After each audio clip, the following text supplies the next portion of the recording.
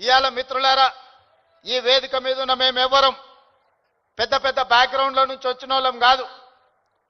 చరణ్ కు బ్యాక్గ్రౌండ్ ఉంది, కానీ చరణ్ ని ప్రభావితం చేసిన చిరంజీవి గారు ఏ బ్యాక్గ్రౌండ్ లేకుండా కష్టపడి కింది నుంచి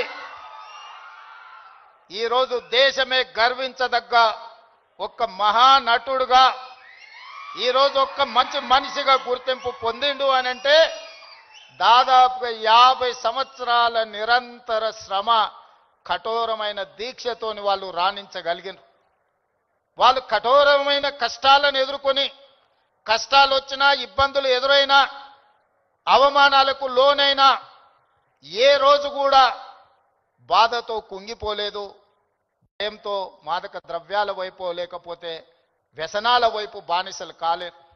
నిటారుగా నిలబడి వాటిని ఎదుర్కొని ఈ రోజు ప్రపంచానికే ఆదర్శంగా నిలబడే విధంగా ఈ రోజు వాళ్ళు రాణించారు. మరి ఈనాడు మనమందరం ఆలోచన చేయాలి.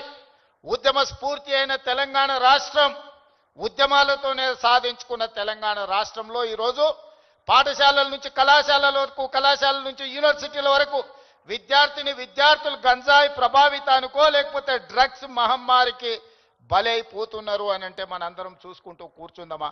ఒకసారి ఆలోచన చేయండి.